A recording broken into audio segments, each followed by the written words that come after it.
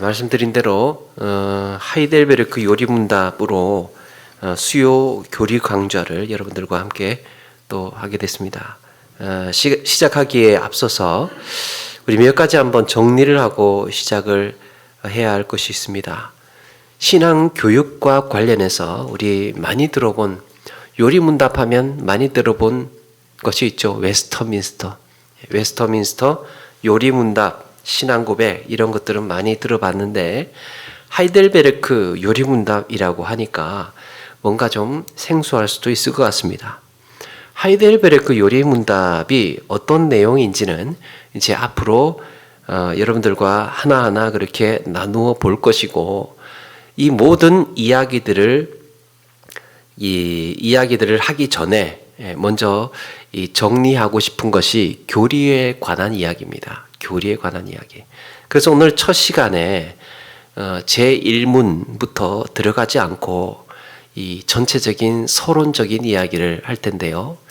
제가 이걸 예배 시간에 하면서 이제 좀 생각을 한 것이 있습니다. 그래도 교리 강좌여도 또 예배는 또 예배니까 설교의 이 느낌이 있도록, 설교와의 가름이 될 수 있도록 그렇게 이 강좌는 강좌지만 그렇게 이제 하려고 생각을 하고 또 준비를 하고 있는데,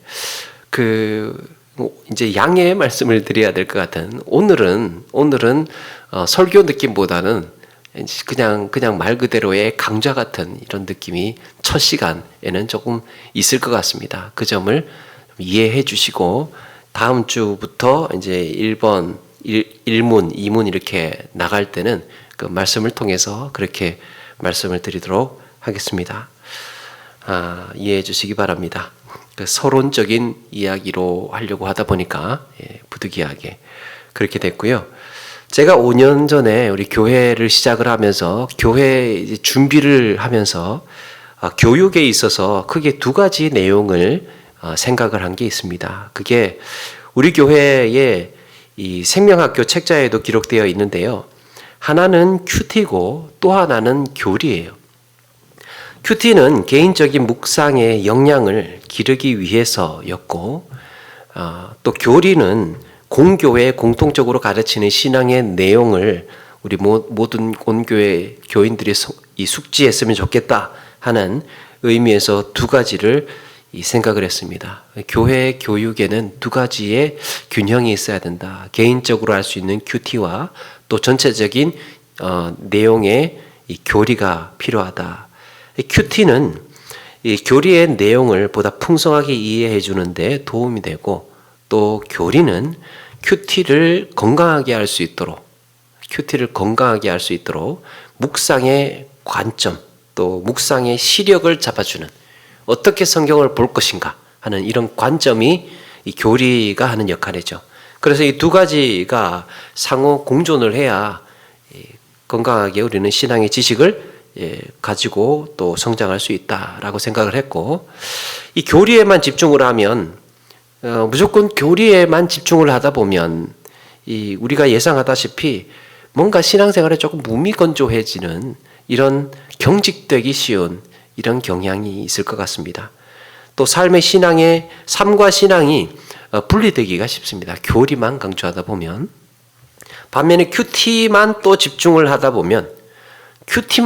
하면 삶에 대한 나눔은 풍성할지 몰라도 뭐가 위험하느냐?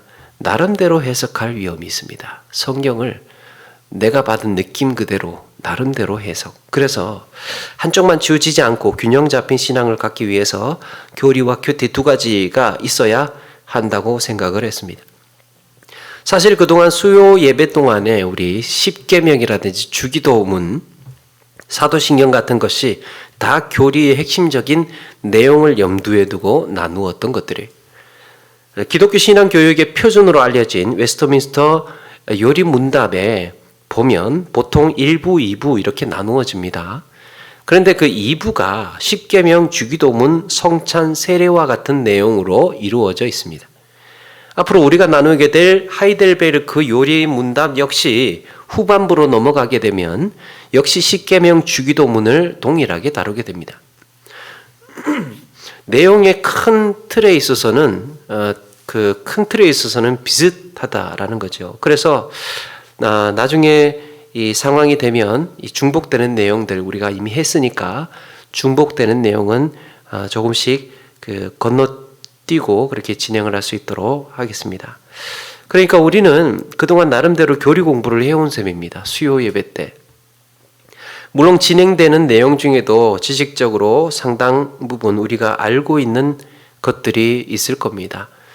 이 교리는 이 짧은 내용들은 우리가 이제 잘 알고 있습니다.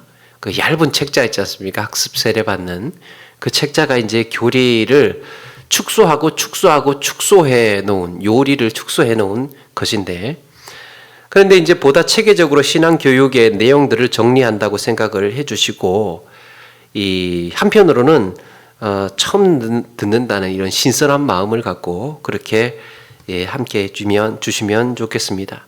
특별히 오늘 그 첫 시간이니까 하이델베르크 요리 문답을 들어가기 전에 이 요리 문답을 둘러싸고 있는 이 배경적인 내용들을 같이 한번 나누어 보겠습니다. 그 신앙생활에서 교리라고 하면 어떻게 들리십니까?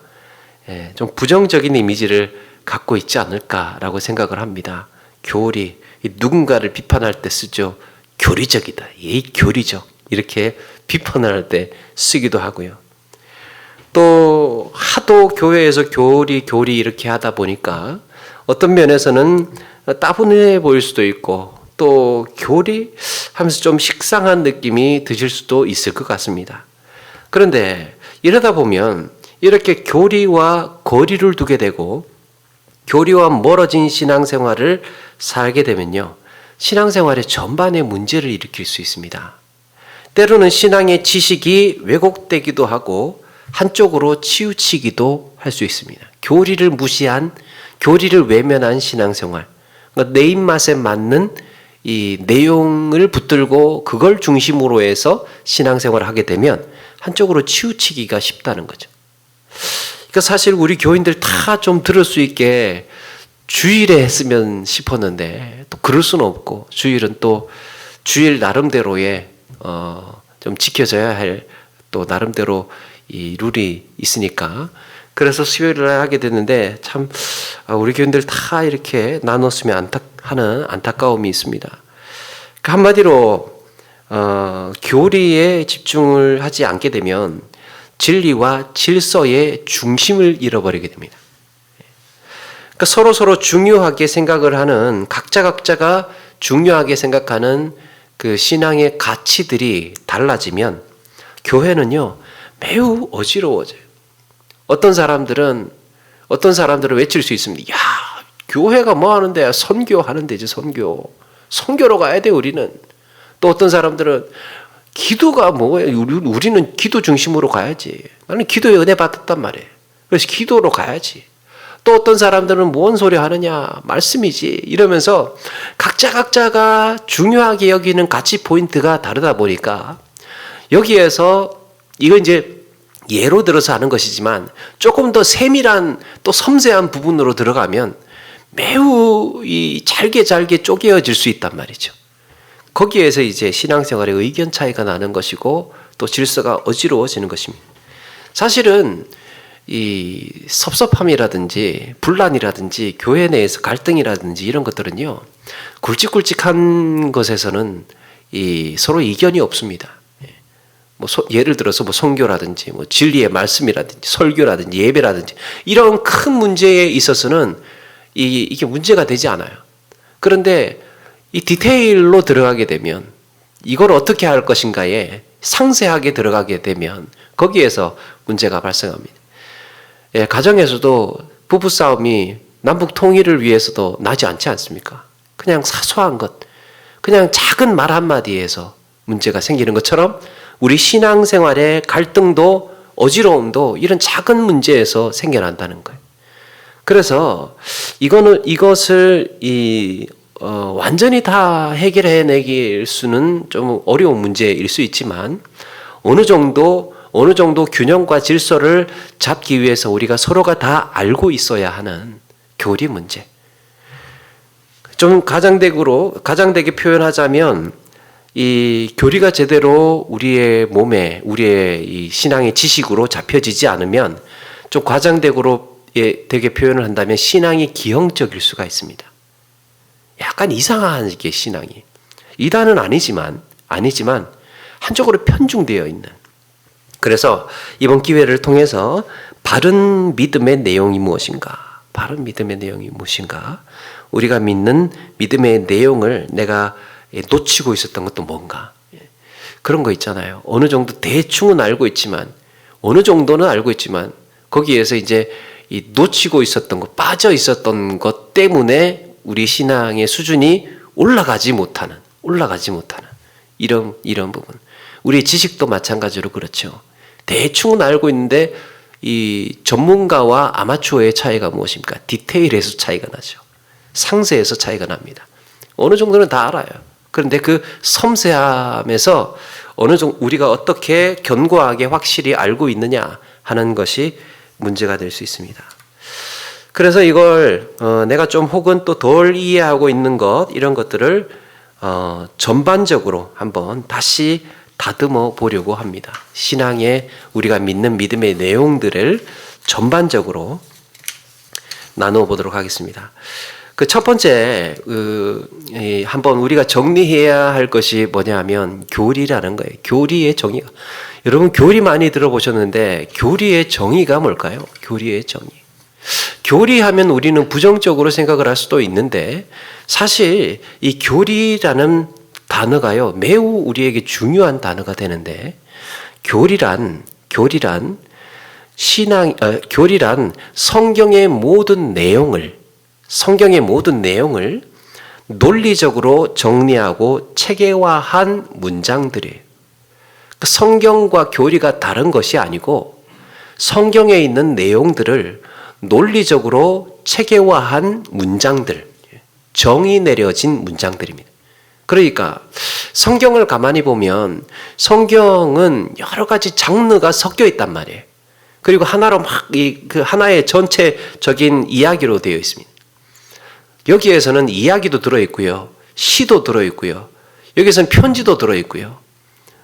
이렇게 이 여러 가지 비유도 들어있고 여러 가지 장르들이 막 복합적으로 섞여 있다 보니까 도대체 뭘 믿어야 되는 건지 하나로 일목요연하게 정리가 되지를 않았어요. 그런데 교리가 하는 일이 뭐냐? 이 성경에 나와 있는 내용들을 논리적으로 그리고 체계적으로 그렇게 해서 정리해 놓은 문장들을 교리라고 말합니다. 그러니까 성경 다르고 교리 다른 게 아닙니다. 교리는 성경에 있는 내용들을 우리가 이해하고 또 믿기 쉽도록 그렇게 체계적으로 논리적으로 정리해 놓은 문장이에요. 우리가 믿어야 할 것이 무엇인가? 우리는 뭘 믿어야 되느냐? 이걸 딱딱 이렇게 정리해 준 것. 내가 따르고 순종해야 하는 하나님의 명령이 무엇인가 하는 것을, 그러니까 내가 믿어야 할 것, 또 내가 순종해야 할 것. 얼마나 중요합니까?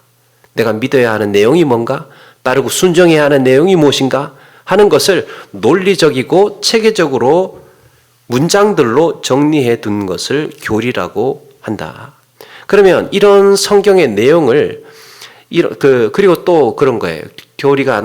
그래서 이런 성경의 내용들을 교리라고 할 것인가 말 것인가. 이거 교리라고 써야 되나 말아야 되나. 성경을 읽다 보면 이걸 교리로 해야 되나 말아야 되나.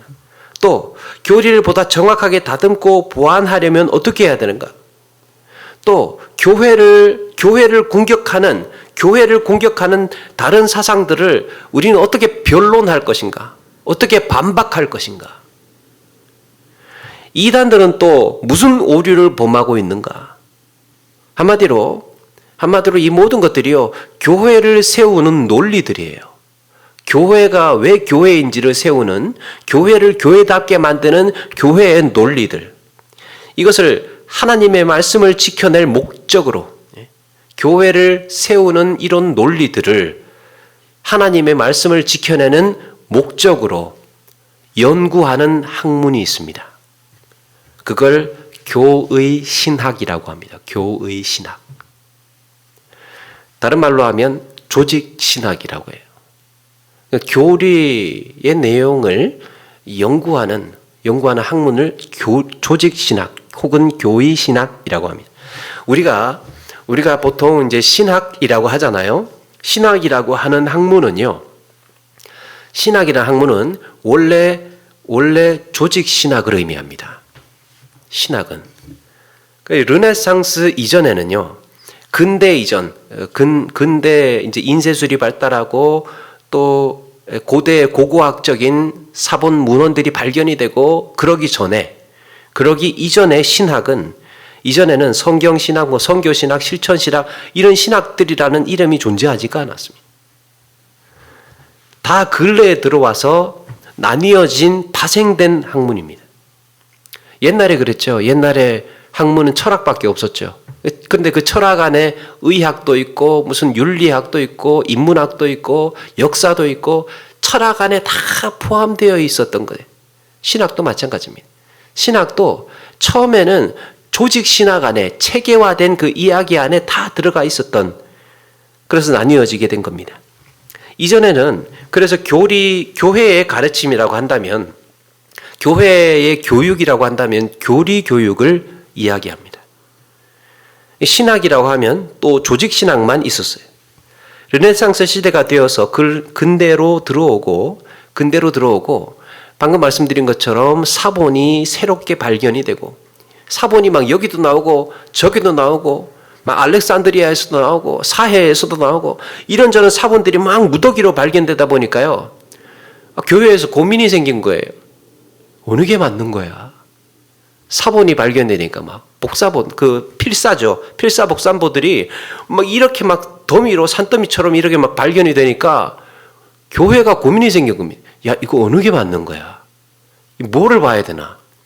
이래서 이런 고민들 속에서 그 사본을 하나씩 글자 하나하나를 비교하는 게 이 하나의 일이 되어버린 겁니다. 그래서 이렇게 하나하나를 비교하고 검증하는 학문이 생겨나게 되는데 그걸 사본학이라고 합니다. 사본학. 그러면서 이제 사본학이 생겨나서 비교가 됐단 말이에요. 비교가 됐는데 또 하나의 고민이 뭐냐 하면, 기존의 성경하고 달라요. 또 제가 다르다는 것은 뭐 완전히 다르다는 이야기가 아니고 글자 한자 막 가끔 가다가 글자 한자 다른 그 얘기입니다. 그렇게 해서 다르니까 성경의 해석도 달라지는 겁니다. 글자 한자가 달라지면 다르게 해석할 수 있는 길이 열리게 되는 거죠. 그렇게 해서 그거 한 가지 사본학이 생겨나게 되고, 또 하나 르네상스가 뭡니까? 문예 부흥 운동이죠. 문학적인 의식이 높아집니다. 문학적인 의식이 높아지다 보니까 성경도 마찬가지로 이 성경의 문학적인 구성을 들여다보기 시작을 합니다. 성경은 그냥 이렇게 쪼르륵 쓰여진 것이 아니고 처음에 강조하고 싶은 것이 구조적으로 마지막에도 강조하고 있네. 지난번에 우리가 큐티 했던 것처럼 또 여기에서 또 반복하고 있네. 이런 또 비유하고 있네. 이런 것들을 조금 더 이 섬세하게 성경을 들여다보는 눈이 생기기 시작을 한 겁니다. 이게 문학적인 구성. 또 하나가 장르를 구분하기 시작을 합니다. 이렇게 되니까 금방 말씀드린 사본학이 생기고 또 이 문학적인 구성이 달라지고 또 해석을 재조정해야 되고 그러다 보니까 장르도 구분해야 되고 이러다 보니까 성경에 나와 있는 내용 자체에 이 해석의 문제를 다루어야 하는 학문이 생겨나는데요. 그게 성경신학이에요. 그때 성경신학이 나옵니다. 처음에 성경신학은 구약신학을 의미했습니다. 처음에는 구약의 그 성경신학은 구약신학으로 불렸는데 나중에는 이제 성경신학이 구약과 신약의 신학으로 전체 다 이렇게 부르게 되는 건데요. 그러면서 개신교회가 이 초대교회 이후에 이렇게 이제 성경의 내용들이 상세해지고 섬세해지고 깊어지던 가운데에 초대교회 이후에 정통성을 세우기 위해서 개신교회가 정통성을 세우기 위해서 이 역사를 연구하기 시작합니다. 그게 이제 역사신학이에요. 가톨릭은 어떻게 무엇이 잘못되었으며 또 이단들은 언제 교회사 속에서 생겨나게 되었는지를 또 어떻게 박해를 받았는지를 연구하는 역사신학이 생겨나고 또 그러다 보니까 교회의 역사를 또 이 초대교회의 역사를 이런 것들을 다 들여다보니까 선교신학 이런 것들이 이제 나중에 나오게 되었는데요. 처음에 중세시대에 가톨릭 시대에는 온 유럽이 세계의 중심이잖아요. 유럽이 세계 중심이다 보니까 다 예수 믿는 사람들이에요. 다 예수 믿는다는 표현보다는 다 가톨릭이에요. 그러니까 전 세계가 다 가톨릭이다 보니까요. 이 뭔가 어떤 세계 선교에 대한 이해도가 조금 떨어졌습니다.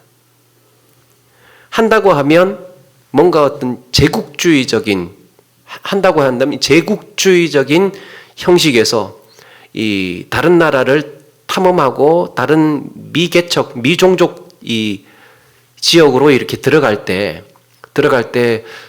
보통 선교사들과 학자들과 군인들이 이게 이제 패키지예요. 프랑스나 포르투갈이나 영국이라든지 이런 유럽에 있는 나라들이 외국을 탐험할 때 다른 나라로 갈 때 들어가는 패키지가 선교사, 학자, 군인 그리고 또 행정관 이런 행정 보는 사람들 이런 네 부류의 사람들이 가서 자기 나라의 자기들의 종교적인 우월성을 강조하기 위해서 이제 신부들이 같이 이제 동반을 하는 거죠. 종교인들. 그래서 당신들 신앙을 믿음을 받아들이면 문명인이 된다. 뭐 이런 식으로 해서 자기들의 권력과 종교를 같이 이제 똑같이 이해해서 그런 식으로 했지. 이 예수를 전하는 복음을 전하는 이런 방식으로는 잘 쓰이지를 않았습니다. 예수 안 믿으면 이제 야만인들이었던 거죠. 그런데 종교개혁이 일어나면서 복음이 본격적으로 세계로 퍼져나갑니다. 이게 이제 학문적으로 연구해서 종교의 개혁이라는 게요. 이것을 학문적으로 연구해서 이 효과적인 선교 전략을 세우고 교회에 주어진 선교적 사명을 감당하기 위해서 그때 이제 선교 신학이라는 게 나오게 되고요. 이 교리적인 내용을 또 나중에 이제 가장 나중에는 실제적인 생활에서 어떻게 우리는 이 내용을 적용할 것인가, 교리적인 내용을 어떻게 적용할까를 연구하는 학문이 실천 신학이라고. 이건 이제 가장 최근에 나오게 된 겁니다. 우리가 기억해야 할 것은 이 모든 신학의 뼈대 역할을 하는 것이 교리라는 거예요. 중심. 그 중에서 가장 핵심적인 세 가지 믿음의 내용이 있습니다. 교리라고 했을 때는 세 가지의 믿음의 내용이 있는데요. 그게 삼위일체 교리하고 기독론 교리하고 그 다음에 이신칭의 교리라는 겁니다. 세 가지가 중심이에요. 교리의 중심. 그런데 이런 교리가 아무리 잘 정리되어 있다고 해도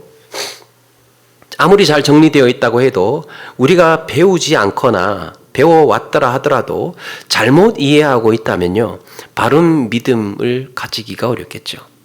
믿음을 가져도 바르게 믿어야 되는데 이 교리와 내 지식, 내 경험, 내 상식이 이제 융합되다 보니까 어려워지는 거예요. 신앙이 혼란스러워지고 어려워지는 것은 내 믿음의 내용에 내 지식이 섞이기 때문에 그렇습니다. 뭐든지 다 그렇죠. 이 어떤 지식이 있다면 하나의 지식이 있다면 이 지식에 빈틈이 있단 말이에요. 이 지식에 빈틈이 있으면 이 지식의 빈틈을 어떻게 채웁니까? 그냥 메꾸는 거죠. 내가 알고 있는 상식으로 메꾸는 거예요.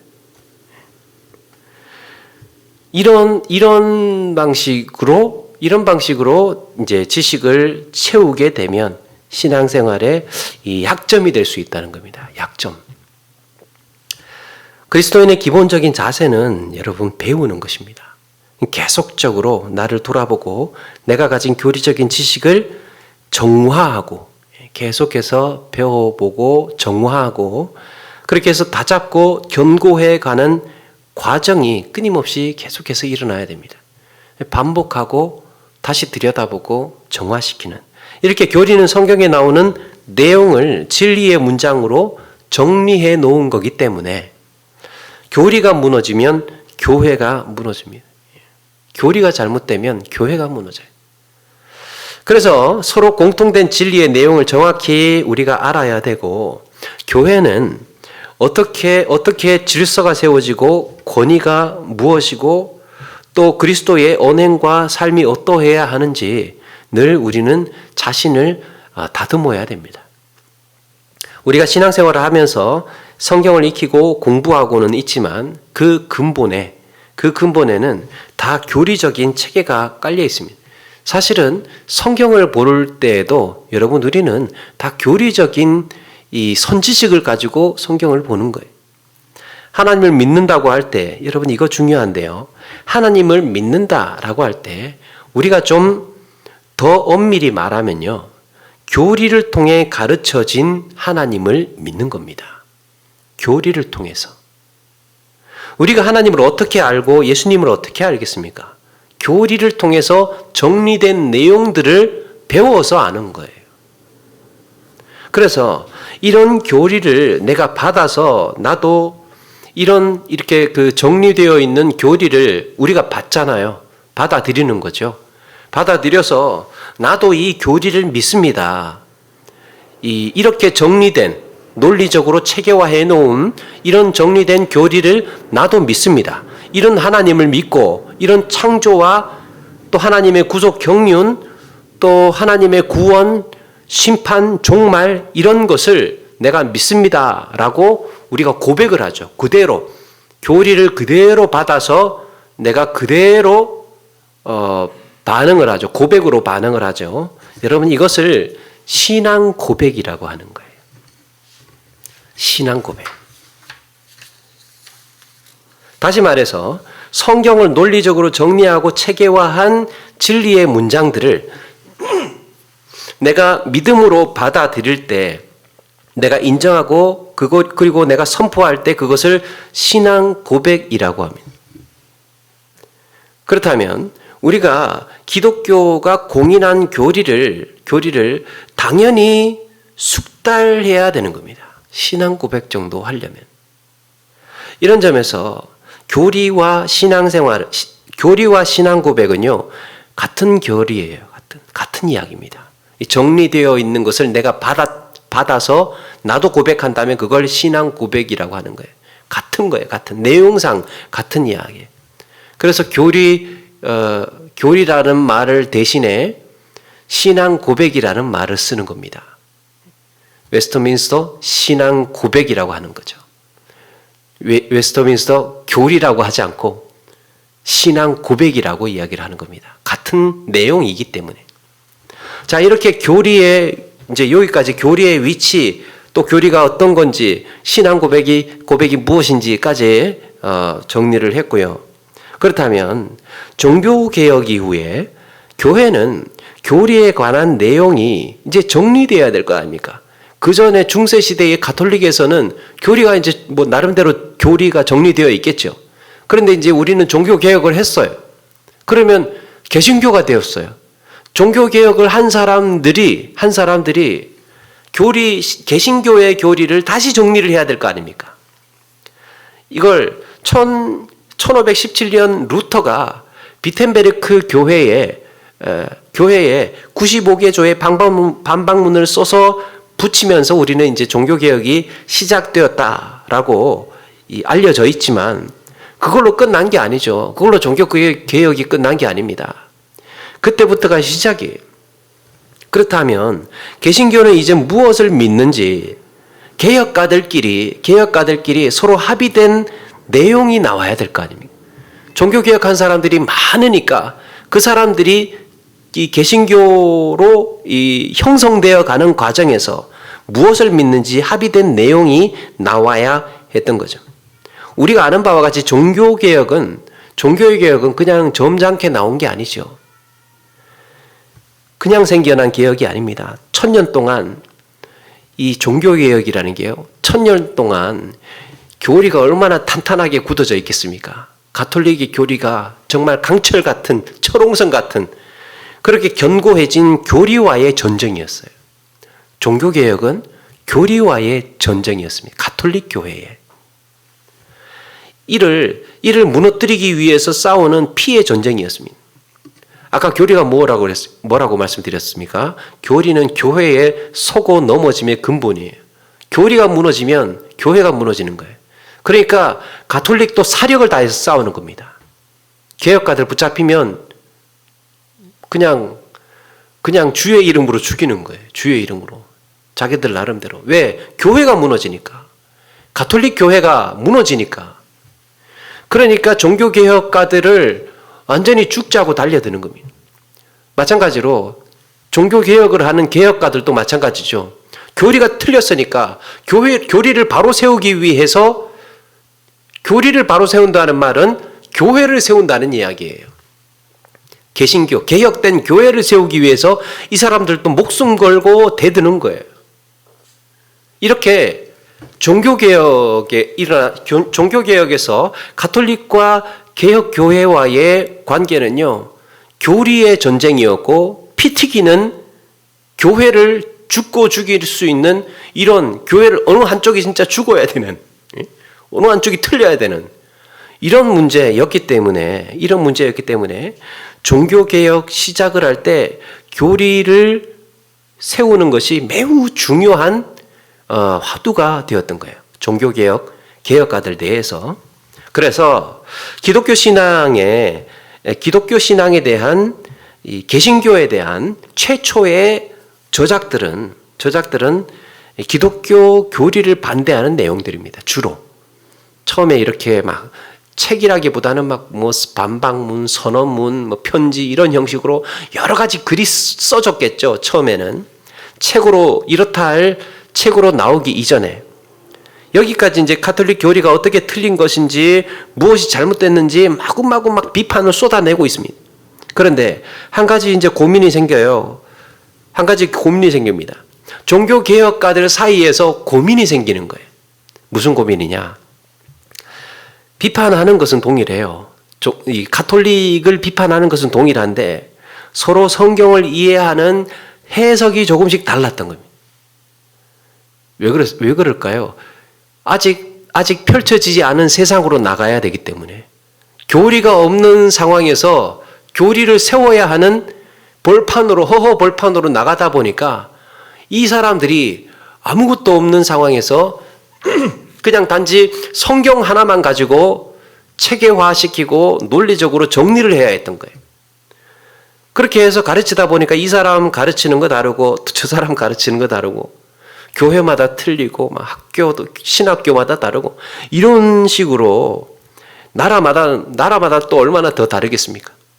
이렇게 각자의 소견대로 굉장히 어수선하고 혼란스러웠을 것 같습니다. 종교개혁 초기 시대의 개혁가들 사이에서도 성경을 보는 해석이 달랐기 때문에 매우 어지러웠습니다. 그래서 그러다 보면 사실은 가톨릭하고도 싸우지만 사실은 개혁하는 그 교회 안에서도 막 피 튀기는 논쟁이 일어나고 막 싸우고 막 다른 살림 차려 나가고 막 이런 여러 가지 혼란들이 일어났습니다. 그렇게 해서 개혁가들 사이에 자연스러운 일이 벌어지게 되는데 개혁가들 사이에 파가 생겨나기 시작합니다. 그렇겠죠. 파가 생겨나기 시작하는데 그게 우리가 잘 알고 있는 루터파, 제세례파, 개혁파라는 거예요. 루터파, 제세례파, 개혁파. 개혁의 깃발은 같이 올렸지만 정작 성경을 보고 성경을 해석하는 눈이 달랐던 겁니다. 그걸 이제 발목 잡았던 이유 중에 하나가 하도 가톨릭 교리에 정말 심령 골수까지 다 쩔어 있다 보니까 이걸 다 걷어내고 오직 성경만, 그래서 오직 성경이 나오는 겁니다. 그냥 성경으로가 아니고 오직 성경, 이거 다 걷어내자. 다 절단시키자. 우리가 기존에 알고 있던 이 가톨릭 교리를 완전히 제로로 만들자. 이거 완전 다 깡그리 무시하고 처음부터 시작을 하자. 그게 오직 성경입니다. 오직 성경. 자, 그래서 이렇게 파가 생겨나는데 이 중에서 우리 뿌리를 찾아야 될 거 아닙니까? 이 중에서 우리 뿌리가요, 개혁파라는 겁니다. 개혁파. 자, 이 개혁파에서도 이제 이 개혁파라는 신앙의 어떤 그 바운더리는 이제 생겨났어요. 이 개혁파에서 장로교와 감리교와 성결교가 생겨납니다. 처음에 이제 개혁파에서 장로교가 세워지고, 그리고 나서 이제 성결교, 감리교는 이제 나중에 미국에서 이렇게 나중에 이제 생겨나는데요. 자, 이렇게 장로교, 감리교, 성결교라는 개혁파의 신앙을 개혁주의 신앙 노선이라고 들어보셨습니까? 개혁주의 신앙 노선. 처음 안 들어보셨을 것 같은데. 그러면 신앙 노선을 같이 한다, 이런 표현 들어보셨습니까? 신앙 노선을 같이 한다. 고개도 조금 이렇게 끄덕끄덕 해주시고 그렇게 하시면 제가 그래도 좀 힘이 나고 이럴 것 같아요. 자, 그래서 이게 개혁파의 신앙의 노선이라는 말입니다. 개혁주의, 개혁파의 신앙 노선. 제가 지금 요리문답 이야기하려고 이제 조금씩 한 발씩 지금 다가가고 있는 거예요. 이 개혁파에서 우리가 주목해야 할 대표적인 인물이 등장을 해요. 개혁파에서. 그 사람이 바로 프랑스 출신의 존 칼빈이라는 사람입니다. 존 칼빈. 프랑스 발음으로는 장 칼뱅, 까르뱅, 켈빈 이렇게 여러 가지 하는데, 그냥 존 칼빈 영어 발음으로 이제 공통화됐어요. 존 칼빈이라고 하면 됩니다. 가톨릭 세상에서 개혁 교회를 이끌었던 최초의 리더인 셈이, 기억해야 될 사람이죠. 우리 개신교회 개혁주의 신앙 노선을 이끌었던 최초의 인물이 존 칼빈이라는 사람입니다. 많이 들어보셨을 거예요. 존 칼빈. 그래서 개혁주의를 다르게 표현을 하면 칼빈주의라고도 해요. 존 칼빈이 지금의 우리가 믿는 이 모든 교리를 처음에 다 정리했기 때문에, 존 칼빈이. 그게 이제 1536년에 출간된 기독교 강요라는 책입니다. 1536년. 아까는 1517년이었죠. 1536년이면 한 20년 걸린 거예요. 딱 95개조 반박문을 비텐베르크 교회 성당에다가 딱 붙이고 20년 걸렸습니다. 기독교 강요가 나온 게. 그래서 기독교 강요가 의미 있는 겁니다, 우리에게. 신앙생활을 할 때 성경 다음으로 중요하게 쳐주는 저작이에요. 기독교 강요. 이 기독교 강요가 1536년에 초판이 나오고, 그 다음에 계속해서 이제 그 초판이 나오고 난 다음에 그 뒤에 이어서 자꾸 살을 붙이면서 설명을 더해갑니다. 그렇게 해서 여러 번의 증보판을 거치고 난 다음에 1560년에 프랑스에서 프랑스어로 최종본이 기독교 강요가 나옵니다. 1560년. 요게 이제 우리가 하이델베르크 이야기하기 위해서 기억해 두어야 할 연도입니다. 1560년. 마틴 루터가 지금의 독일에서 개혁의 포문을 열었다면, 그로부터 20년 후에 드디어 개신교 신앙의 내용들을 정리한 책이 칼빈을 통해서 나옵니다. 쓰기는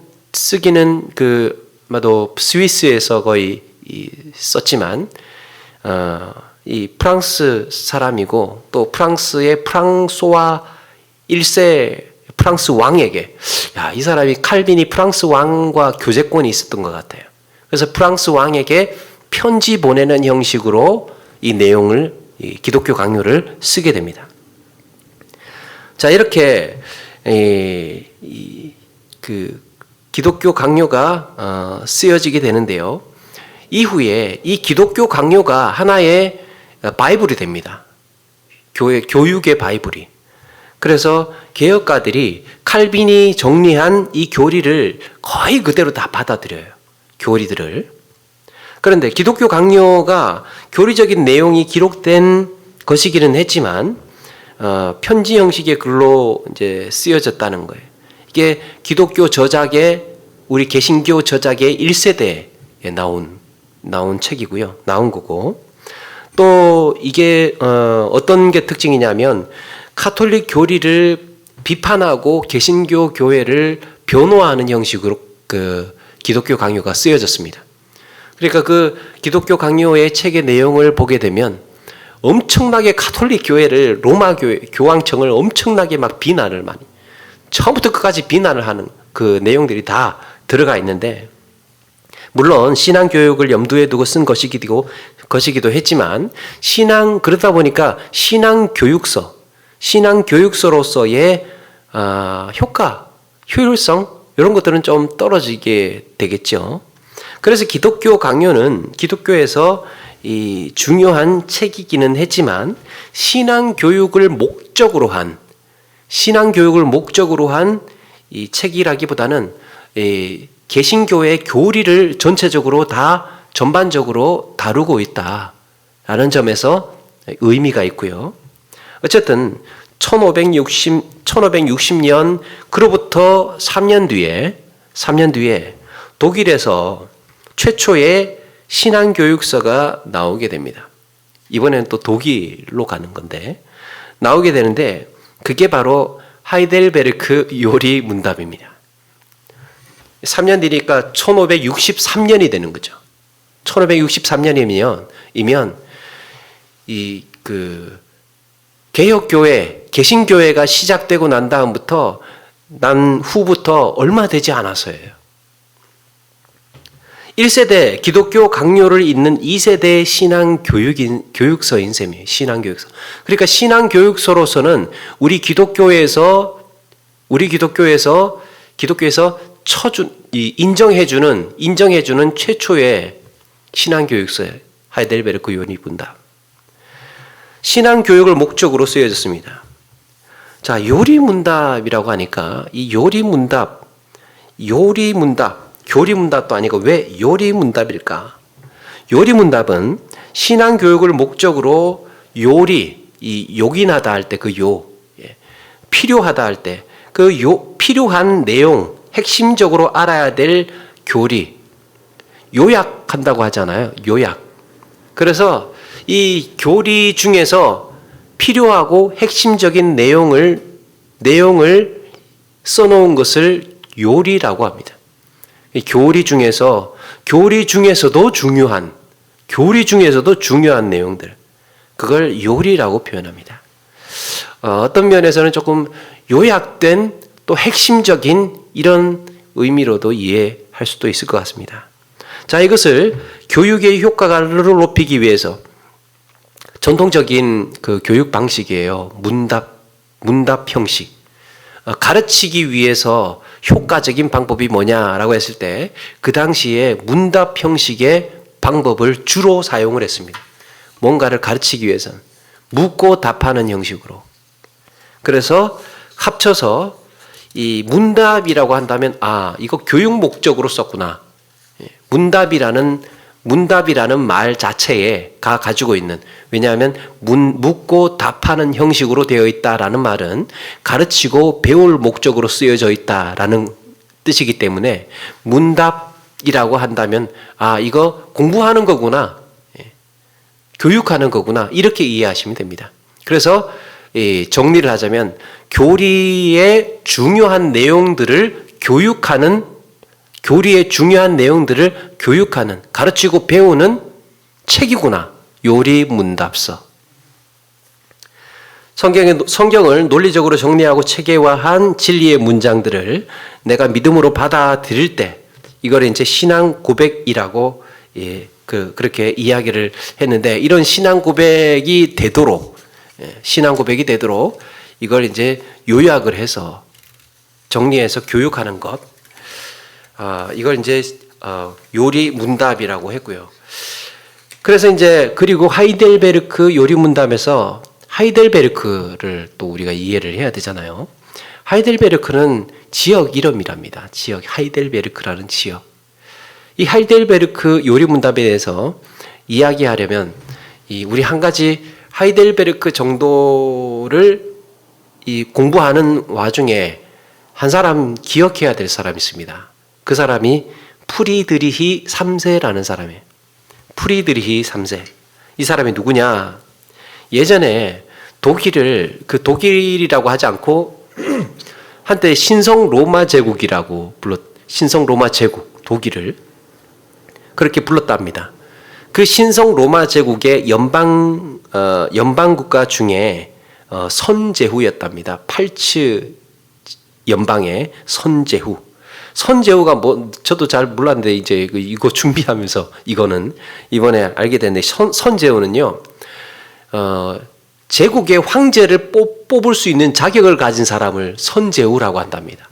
제후는 제후인데, 제국의 전체 제국의 황제를 뽑을 수 있는 자격을 가진 사람, 선거할 수 있는 자격. 그러니까 제후가 이 백작이나 공작 이런 사람들, 독일 가면 큰 성 이렇게 으리으리하게 성 지어 놓잖아요. 거기에 이제 그걸 중심으로 큰 영토를 이제 다스리게 되는 이런 나라였어요. 그래서 거의 이 왕으로 이해하면 되죠, 왕. 이런 사람이 프리드리히 3세였습니다. 한때는 이제 황제로 등극이 될 수도 있었는데, 자기가 거절을 하고 신성 로마 제국의 황제 자리를 거절을 하고 이 하이델베르크 이쪽에 이제 이 선제후로 나라를 다스렸던 것 같아요. 그런데 이 사람이 어떤 사람이냐면 칼빈주의자입니다. 원래 그 독일 지역은, 독일 하면 누가 생각나느냐? 독일 사람이 루터잖아요. 그러니까 독일은 다 루터파예요. 루터파. 그런데 이 사람만 유독 프리드리히 3세만 칼빈주의자였습니다. 그런데 또 어떤 이력을 가지고 있느냐 하면, 이 프리드리히가 루터와 멜랑키톤이라는 사람이 있습니다. 멜랑크톤이라는 사람이 있는데, 이 사람 둘 다 나중에 종교개혁가가 돼요. 루터는 우리가 알고 있죠. 이 루터를 비텐베르크 대학의 교수로 임명한 사람이에요. 만약에 루터가 비텐베르크 대학이라고 하지만 사실은 이 성당입니다. 비텐베르크 성당과 대학이 같이 되어 있는 한 캠퍼스에, 거기에 교수로 임명되지 않았다면 비텐베르크 성당에 반박문을 붙이지를 못하겠죠. 그러니까 루터는요, 그냥 지나가다가 열받아서 비텐베르크 성당에 붙였던 사람이 아니고 비텐베르크 대학교의 교수였던 사람이에요. 그걸 지명해서 임명해 줬던 사람이 프리드리히 3세였다는 겁니다. 그리고 이 프리드리히 3세가요, 종교개혁가들, 루터, 나중에 이제 이 사람들이 시켜서 이제 하는 수많은 종교개혁가들을 또 안아줍니다. 뒤에서 후원해주고 보호해주고. 그래서 하이델베르크가 16세기 종교개혁의 보루였다고 이름 지어집니다. 이 왕이 지켜주고 있는데 누가 함부로 하겠습니까? 그래서 프리드리히 3세가 종교개혁에 매우 중요한 왕이었지만 후원자 역할을 했던, 또 종교개혁가들을 지켜줬던 사람이에요. 자, 이렇게 루터파가 강한 곳에 이 개혁파가 강세였습니다. 그런데 프리드리히가 이 사람이 가만히 보니까 학교마다 가르치고 있는 신앙의 내용들이, 지금 이야기하는 것은 매우 초창기라는 걸 이해하셔야 되고요. 신앙의 내용들이 다 다르다는 것을 발견을 합니다. 대학도 이 학교 저 학교 다 다르고 교회도 다르고 뭐 여기저기 그냥 나름대로 그냥 일단 뛰쳐나와서 카톨릭을 뛰쳐나온 것까지는 좋은데 다 나름대로 그냥 자기 마음대로 이해한 대로 이 성경을 이해하고 받아들이고 가르치고 있으니까 어떻게 하나가 될 수 있겠습니까? 그래서 하이델베르크의 자기 궁정 목사로 올레비아누스라는 사람하고 그 다음에 하이델베르크 대학의 우르시누스라는 사람 두 사람을 불러다가 교회가 공통적으로 배울 수 있는 요리 문답서를 만들어라. 공통적으로 배울 수 이거 지금 다 학교와 교회들이 다 다르니까 공통적으로 배울 수 있는 요리 문답서를 만들어라 라고 해서 1563년에 하이델베르크 요리 문답이 나오게 됩니다. 맨 먼저 하이델베르크 공회에서 승인하게 되고요. 이게 이제 이 교육서가 공신력이 있어야 될 거 아닙니까? 그래서 처음에 하이델베르크 이 공회에서 승인하게 되고 모든 교회와 학교에 신앙교육서로 채택이 됩니다. 그때부터 공인되고 나니까 모든 목회자는 매년 하이델베르크 요리 문답서를 주일마다 설교하도록 했답니다. 52주 동안 매주 이것만 하이델베르크 요리 문답서만 초창기 우리 교회 초창기 개혁 교회의 전통 속에서 하이델베르크 요리 문답서를 매주 하나씩 한 주제씩 그렇게 하도록 했답니다. 설교하도록. 물론 학교와 대학교에서도 이 하이델베르크 요리 문답서를 가르치기 시작을 했죠. 그래서 하이델베르크 요리 문답서는 이런 목적으로 만들어집니다. 앞으로 나누게 되는 이 요리 문답은 인간의 자연 상태가 처음에 이제 비참한 상태에서부터 시작을 해서 이 구원 또 하나님 나라 이렇게 이제 이어나가게 되는데 이런 특징 때문에요. 하이델베르크 요리 문답서가 전체 개혁 교회들에게 널리 퍼지기 시작을 합니다. 처음에 이제 스위스로 보내지고 또 다른 나라들 이 스위스, 뭐 프랑스, 영국, 스코틀랜드, 네덜란드 이런 개혁 교회들이 널리 사용하기 시작을 하는 거예요. 뭐 없으니까 신앙교육서라고 이게 지금 이 최초로 나온 것이니까 그렇게 쓰여지기 시작을 합니다. 이렇게 하이델베르크 요리 문답이 전 유럽의 개혁 교회에 쓰이게 되고 그로부터 80여 년이 지난 후에 이번에는 영국에서 웨스트민스터에서 신앙고백이 채택이 되는데 그게 지금까지 우리에게 전해지는 신앙교육의 표준서가 됩니다. 웨스트민스터 신앙교육서. 신앙고백. 이제 목사나 장로, 집사 임명을 할 때 저도 목사 되고 뭐 장로 되고 또 집사 임명할 때요. 이런 질문 문항이 있어요. 웨스트민스터 신앙고백을 따르겠냐? 이렇게 묻고 있습니다. 신앙고백을 따르겠냐? 바로 그 내용이에요. 그런데 우리가 주목해야 할 것은 웨스트민스터 신앙고백이 영국에서 만들어지기까지 85년이거든요. 그 사이 1563년에서 거의 100년 가까이 개혁교회의 초기 개혁교회의 신앙교육서였던 거예요. 하이델베르크 요리문답이. 그래서 이 하이델베르크 요리문답이 토대가 되어서 100년 동안 배웠는데, 여러분 개혁교회가 100년 동안 배웠는데 그 토대가 되어서 작성되었다고 자명하게 그렇게 쉽게 이해할 수 있겠죠.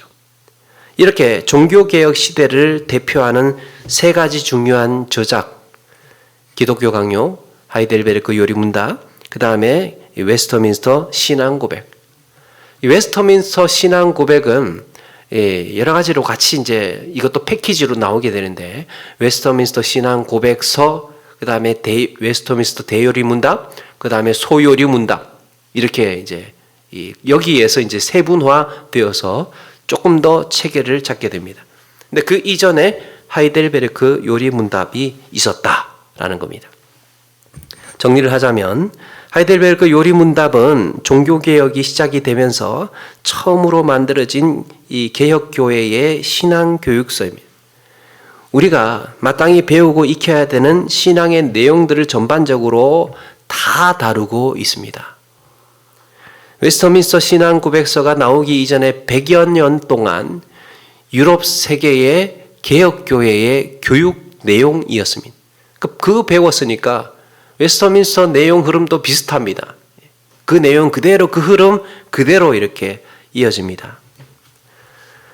다음 시간 1문을 잠깐 예고를 드리면, 이렇게 이 개혁교회에 허허벌판으로 나온 것 같은 그 개혁교회의 교인들은 어마어마한 핍박을 받았고, 잡히면 죽는 정말 초대교회와 같은 이런 시련을 겪었어요. 그들에게는 아무것도 가진 것이 없었습니다. 교리도 없고 교회도 없고 완전히 사회 시스템 전체가 다 가톨릭 사회였기 때문에 그들이 가지게 되는 신앙의 피로감은 매우 컸다고 볼 수 있습니다. 그래서 하이델베르크 요리문답의 1문이 재미있습니다.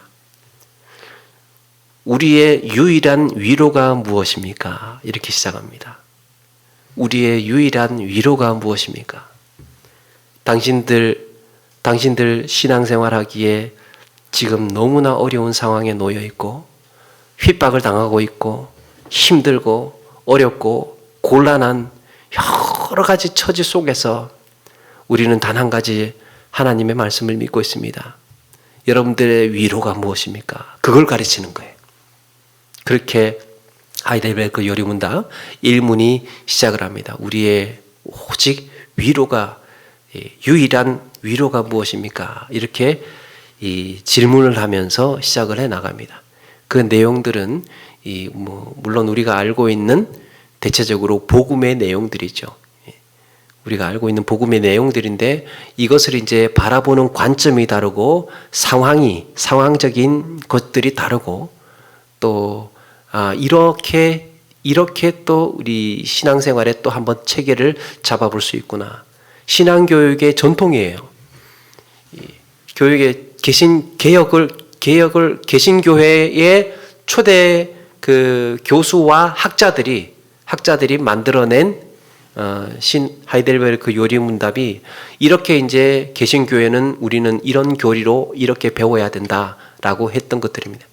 그런데 우리는 신앙생활을 이렇게 하다 보면 한 가지, 그냥 뭐 어떤 성경 한 가지만 이렇게 연속 설교 강의한다든지, 또 뭐 시편 한쪽 묵상한다든지 이렇게 하다 보니까 이게 뭔가 좀 빠져 있고, 또 좀 더 보완해야 되고 잊지 말아야 될 것들을 시간이 지나면서 좀 잊을 수도 있게 되고 놓칠 수도 있게 되고, 또 그렇게 되는 경향이 있을 수 있을 것 같습니다.